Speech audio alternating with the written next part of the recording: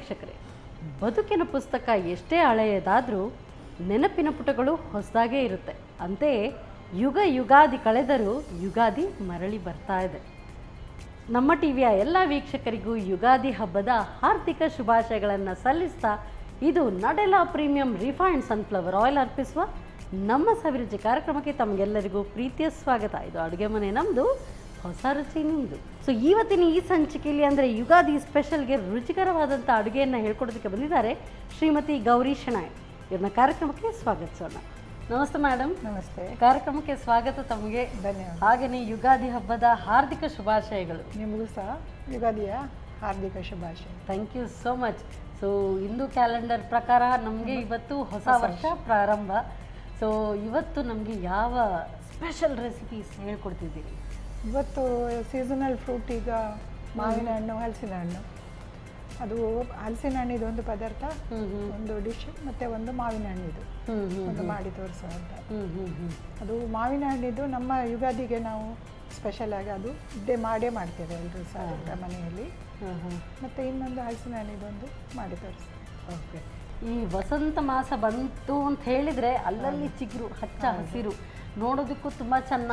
So ನಾವು ಯಾವುದೇ ಒಂದು ದಾರಿಯಲ್ಲಿ ಹೋಗ್ತಾ ಇದ್ರೂ ಕೂಡ ಬದಿಯಲ್ಲಿ ಇರುವಂಥ ಮರಗಳಲ್ಲಿ ಹೊಸ ಹೊಸ ಚಿಗುರು ನೋಡ್ತಾ ಇರುವಾಗ ಹಚ್ಚ ಹಸಿರನ್ನು ನೋಡುವಾಗ ತುಂಬ ಸಂತೋಷ ಆಗುತ್ತೆ.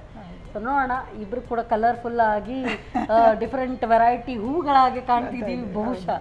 ಸೊ ನೋಡೋಣ, ನಮ್ಮ ಕಿಚನಲ್ಲಿ ಒಳ್ಳೆ ಘಮ ಹೇಗೆ ಅರಳುತ್ತೆ ಅದನ್ನು ನೋಡೋಣ, ಬನ್ನಿ. Yes madam. ಸೊ ಹಬ್ಬಕ್ಕೆ ನಮಗಿವತ್ತು ಯಾವ ರೆಸಿಪಿ ಹೇಳ್ಕೊಡ್ತಿದ್ದೀರಿ? ಆವಾಗಲೇ ಹೇಳಿದ್ರಿ 2 ರೆಸಿಪಿ. ಸೊ ಇದು ನಿಮ್ಮ ಈ ಒಂದು ಹಬ್ಬಕ್ಕೆ ನೀವು ಯಾವಾಗಲೂ ಮಾಡ್ತೀರಾ ಹೇಗೆ? ಇದು ಹಬ್ಬಕ್ಕೆ ಯಾವಾಗಲೂ ಮಾಡೇ ಮಾಡ್ತೇವೆ. ಯುಗಾದಿಗೆ ನಮ್ಮಲ್ಲಿ ಇದು ಒಂದು, ಮತ್ತೆ ಅದು ಗೇರು ಬೀಜ ಮತ್ತು ತೊಂಡೆಕಾಯಿ ಹಾಕಿ ಒಂದು ಮಾಡ್ತೇವೆ, ಅದು ಉಪ್ಪುಕರಿ. ಕಡಲೆಬೇಳೆ ಪಾಯಸ ಮತ್ತು ದಾಳಿಕಾಯಿ, ಇದೆಲ್ಲ ನಮ್ಮದು ಸ್ಪೆಷಲ್ ಪೋಡಿ ಏನಾದರೂ. ಹಾಗೆ ಇದು ಒಂದು ಮಾಡೇ ಎಲ್ಲ. ಮತ್ತು ಮದುವೆ ಮನೆಯಲ್ಲಿ ಈಗ ಸೀಸನ್ ಅಲ್ಲ, ಎಲ್ಲ ಕಡೆ ಈಗ ಇದರದ್ದೇ ಹವ. ಮಾವಿನ ಹಣ್ಣು ಬಂತು ಅಂತ ಹೇಳಿದರೆ ಅದರ ಒಂದು ಅರೋಮ ಬರ್ತಾ ಇದೆ ಅಂತ ಹೇಳಿದರೆ ಎಲ್ಲರ ಮನೆಯಲ್ಲಿ ಒಂದು ರಸಾಯನ ಆಗುತ್ತೆ, ಅಥವಾ ಏನಾದರೂ ಒಂದು ಮಾವಿನ ಹಣ್ಣಿಂದ ಮೆಣಸಿಕಾಯಿ ಇದನ್ನೆಲ್ಲ ಮಾಡ್ತಾನೆ ಇರ್ತಾರೆ. ಸೊ ನಾವಿವತ್ತು ಏನಿದು ಡಿಶ್ ಹೆಸರು? ಇದು ನಾವು ಅಂಬೆ ಉಪ್ಪುಕರಿ ಅಂತೇವೆ. ಅಂಬೆ ಉಪ್ಪುಕರಿ. ಅಂಬೆ ಅಂದರೆ ಮಾವಿನ ಹಣ್ಣು, ಅದರದ್ದು ಉಪ್ಪುಕರಿ ಅಂತೇಳಿ. ಸ್ವಲ್ಪ ಇದು ಗೊಜ್ಜು ಟೈಪು, ಗ್ರೇವಿ ಟೈಪ್ ಆಗ್ತದೆ. ಮತ್ತೆ ಸ್ಪೆಷಲ್ ಆಗಿ ಇದು ತಿನ್ನುವಂಥ ಮಾವಿನ ಹಣ್ಣಲ್ಲ, ಇದು ಸ್ವಲ್ಪ ಹುಳಿ ಸಿಹಿಯಾಗಿ ಪದಾರ್ಥಕ್ಕೆ ಯೂಸ್ ಮಾಡ್ತೇವಲ್ಲ, ಅದೇ. ಮೆಣಸಿನಕಾಯಿಗೆಲ್ಲ ಇದನ್ನೇ ಯೂಸ್ ಮಾಡೋದು ಬಹುಶಃ ಅಂತದ್ದೇ. ಹೌದು, ಅದು ಮೆಣಸಿನಕಾಯಿಗೆ ಬೇರೆ ಆದರೂ ಆಗ್ತದೆ, ಇದಕ್ಕೆ ಮಾತ್ರ ಇದೇ ಇಂಥದ್ದೇ ಆಗಬೇಕು. ಇದು ಸ್ವಲ್ಪ ನಾರೆಲ್ಲ ಇರುವಂಥದ್ದು. ಹೌದು, ಅದನ್ನು ಆ ರಸದಲ್ಲಿ ಹಾಕಿ ತಿನ್ನೋದಕ್ಕೆ ಎಳ್ದು ಪುನಃ ಅದಕ್ಕೆ ಮಿಕ್ಸ್ ಮಾಡಿ, ಅದು ಒಂದು ಗಮ್ಮತ್ತಿರ್ತದೆ. ಸ್ಟಾರ್ಟ್ ಮಾಡುವ? ಹಾಂ, ಮಾಡಿ. ನನಗೆ ಸ್ವಲ್ಪ ನೀರು ಬೇಕು ಇದರದ್ದು ರಸ ತೆಗಿಲಿಕ್ಕೆ. ಹಾಕ್ಲಾ? ಹಾಂ, ನಾನು ಇದನ್ನು ವಾಶ್ ಮಾಡಿ ತಂದಿದ್ದೇನೆ ಮಾವಿನ ಹಣ್ಣು. ನೋಡಿ. ಹಾಂ, ಸಾಕು ಸಾಕು. ಇದಕ್ಕಿಂತ ಚಿಕ್ಕದು ಸಿಗ್ತದೆ, ಅದು ಇನ್ನೂ ಒಳ್ಳೆಯದಾಗ್ತದೆ. ಚಿಕ್ಕದು ಸಿಗಲಿಲ್ಲ, ಇನ್ನೂ ತುಂಬ ಚಿಕ್ಕದು ಇದ್ರೆ ಇನ್ನೂ ಟೇಸ್ಟ್ ಆಗ್ತದೆ. Okay okay. ಇದರ ಸಿಪ್ಪೆ ಎಲ್ಲ ಸುಲಿಯೋದಕ್ಕೆ ತುಂಬ ಸುಲಭ ಅಲ್ಲ? ಒಂದು ಸ್ವಲ್ಪ ಹಾಗೆ ಮಾಡಿದರೆ ಆಯಿತು. ಇದು ಬಂತೆ ಬೇಗ ಆಗುವಂಥದ್ದು. ಇದು ತುಂಬ ಸಿಂಪಲ್ ಆಗಿ ಆಗುವಂಥದ್ದು, ಬೇಗ ಆಗ್ತದೆ. ಇನ್ನು ಚಿಕ್ಕದಿದ್ರೆ ಇನ್ನೂ ಸಹ ಒಳ್ಳೆಯದಾಗ್ತದೆ. ಈ ಕಲರ್ ಎಲ್ಲ ಇದ್ರೆ ಇನ್ನೂ ಟೇಸ್ಟ್ ಜಾಸ್ತಿ ಅಲ್ಲ? ಹೌದು, ತುಂಬ ಸಿಹಿ ಇರುತ್ತೆ. ಹೌದು ಹೌದು. ಆದರೆ ಇದಕ್ಕೆ ಸ್ವಲ್ಪ ಹುಳಿ ಇದ್ರೂ ಕೂಡ ಒಳ್ಳೆಯದೇ. ಸಿಹಿ, ಹುಳಿ, ಖಾರ ಎಲ್ಲ ಮಿಕ್ಸ್ ಆಗಿ ಒಳ್ಳೆ ಟೇಸ್ಟ್ ಕೊಡ್ತದೆ. ಈ ರಸವನ್ನು ಇದಕ್ಕೆ ಹಾಕೋದು. ಇನ್ನೊಂದು ಸ್ವಲ್ಪ ನೀರು. ಸಾಕು. ನಮಗೆ ಮುಂಚೆ ಅಮ್ಮ ಇದು ಈ ಕೆಲಸ ಮಾಡಲಿಕ್ಕೆ ಮಕ್ಕಳಿಗೆ ಕೊಡೋದು, ಮಧ್ಯೆ ಮಧ್ಯೆ ನಾವು.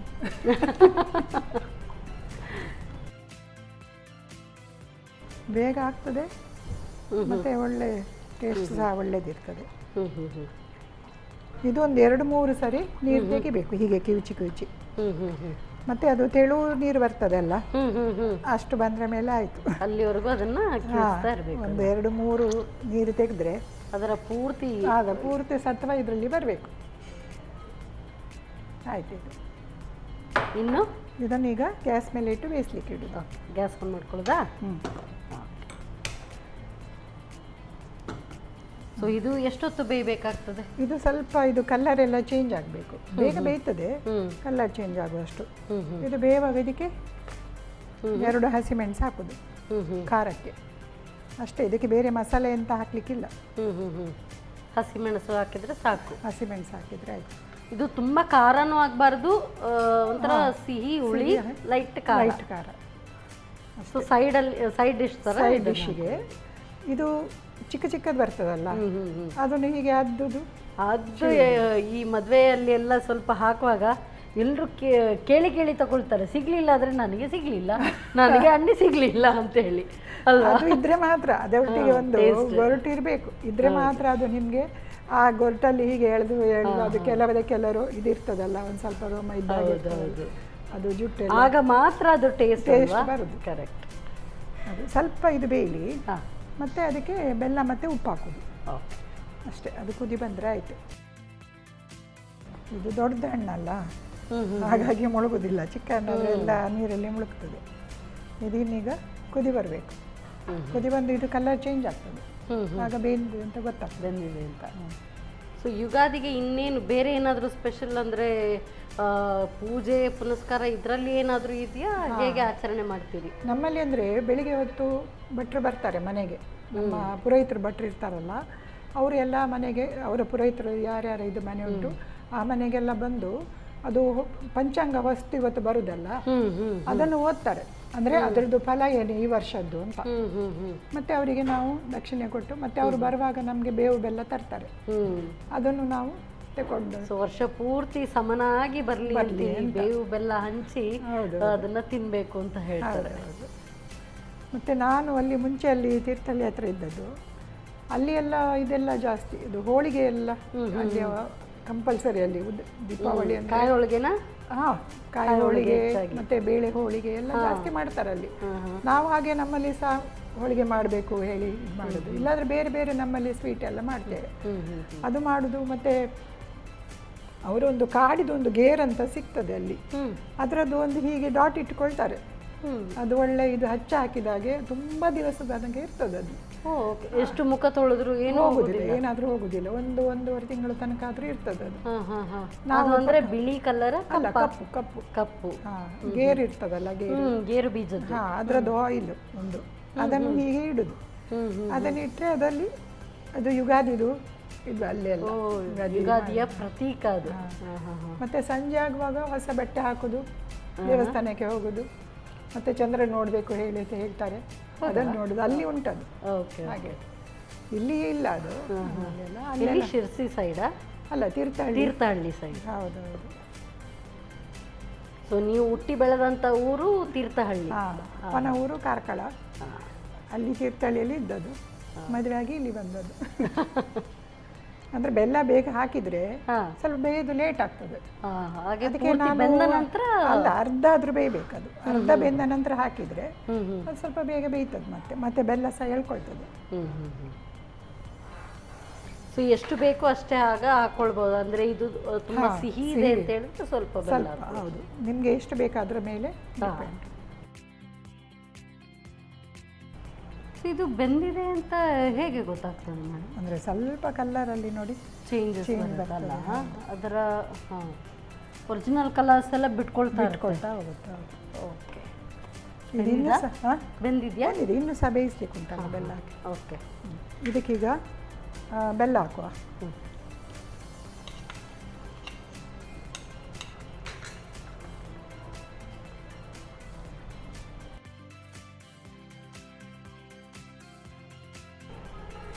ಮತ್ತೆ ಸ್ವಲ್ಪ ಉಪ್ಪು ಹಾಕ್ತೇನೆ, ಅಂದರೆ ಬೆಲ್ಲ ಹಾಕ್ತೇವಲ್ಲ ಹಾಗಾಗಿ ಉಪ್ಪು ಜಾಸ್ತಿ ಹಾಕ್ಬೇಕಂತಿಲ್ಲ, ಮತ್ತೆ ನೋಡಿ ಬೇಕಾದರೆ ಹಾಕೊಳ್ಬೋದು. ಸ್ವಲ್ಪ ಹಾಕ್ತೇನೆ, ಬೆಲ್ಲದಲ್ಲಿ ಸ್ವಲ್ಪ ಉಪ್ಪು ಇರ್ತದಲ್ಲ.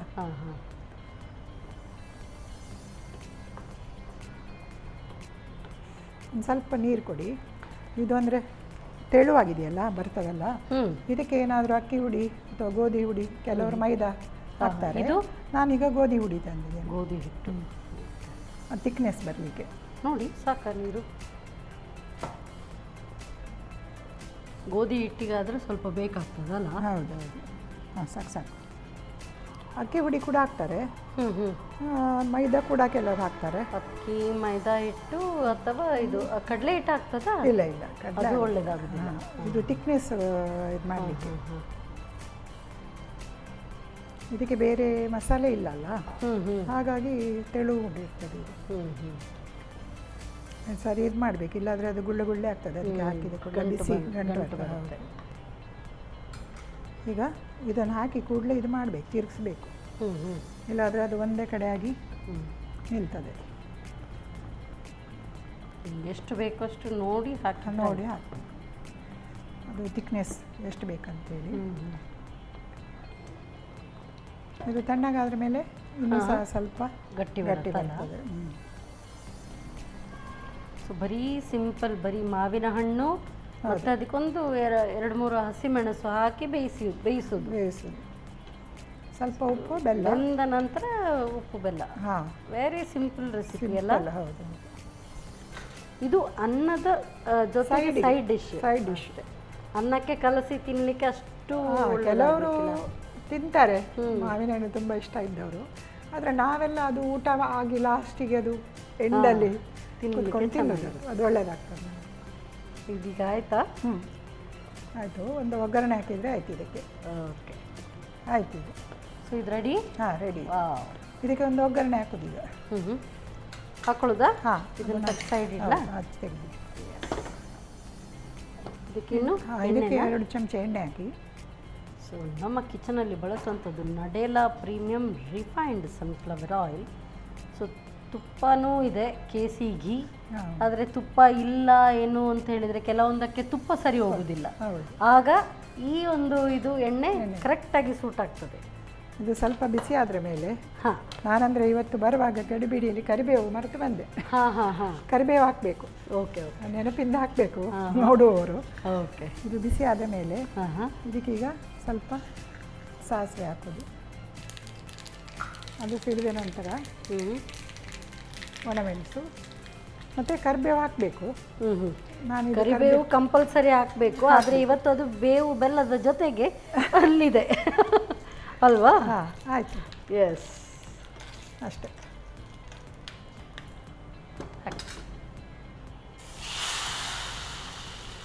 ಇದು ಆಫ್ ಮಾಡ್ದಾ? ಆಫ್ ಮಾಡಿ. ಇನ್ನು ಸರ್ವ್ ಮಾಡ್ಕೊಳ್ಳೋದಲ್ಲ? ಸರ್ವ್ ಮಾಡಿ.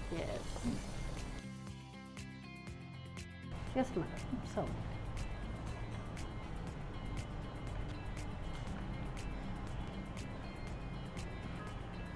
ಅಂಬೆ ಸಸಾಮ, ಮಾವಿನ ಹಣ್ಣಿನ ಗೊಜ್ಜು ಹೇಳ್ಬೋದು, ನೀವು ಗಶಿ ಹೇಳ್ಬೋದು. ಕನ್ನಡದಲ್ಲಿ ಅಂತ ಹೇಳ್ತಾರೆ ಗೊತ್ತಿಲ್ಲ ನನಗೆ, ಏನಾದರೂ ಹೆಸರು. ಸೊ ನಾವು ನಮ್ಮ ಟ್ರೆಡಿಷ್ನಲ್ ಅಡುಗೆ ಯಾವುದೋ ಅದನ್ನೇ ನಾವು ರಿಟೈನ್ ಮಾಡಬೇಕು, ಅದೇ ಹೆಸರು ಇಟ್ಕೊಳ್ಬೇಕು. Okay, so thank you so much madam. ಮಾವಿನ ಹಣ್ಣಿನ ಅಂಬೆ ಉಪ್ಕರಿ ತಯಾರಾಗಿದೆ. ಯುಗಾದಿ ಸ್ಪೆಷಲ್ ಆಗಿ ಇದನ್ನು ತಯಾರು ಮಾಡಿ ಕೊಟ್ಟಿದ್ದಾರೆ. ಹೇಗೆ ತಯಾರಿಸೋದು ಮತ್ತೊಮ್ಮೆ ನೋಡಿ. ಅಂಬೆ ಉಪ್ಕರಿ ತಯಾರಿಸುವ ವಿಧಾನ. ಮೊದಲಿಗೆ ಮಾವಿನ ಹಣ್ಣಿನ ಸಿಪ್ಪೆ ಸುಲಿದು ನೀರಿನಲ್ಲಿ ರಸವನ್ನು ಕಿವುಚಿಕೊಳ್ಳಿ. ನಂತರ 2 ಹಸಿಮೆಣಸು ಸೇರಿಸಿ ಬೇಯಿಸಿ. ಮಾವಿನ ಹಣ್ಣು ಬೆಂದ ನಂತರ ರುಚಿಗೆ ಅನುಸಾರವಾಗಿ ಬೆಲ್ಲ, ಉಪ್ಪು, ತೆಳು ಮಾಡಿದ ಗೋಧಿ ಹಿಟ್ಟು ಸೇರಿಸಿ ಕುದಿಸಿ. ಕೊನೆಯಲ್ಲಿ ಸ್ವಲ್ಪ ಎಣ್ಣೆ ಬಿಸಿ ಮಾಡಿಕೊಂಡು ಸಾಸಿವೆ, ಒಣಮೆಣಸು, ಕರಿಬೇವು ಹಾಕಿ ಒಗ್ಗರಣೆ ಮಾಡಿಕೊಂಡರೆ ರುಚಿಕರವಾದ ಅಂಬೆ ಉಪ್ಕರಿ ಸವಿಯಲು ಸಿದ್ಧ.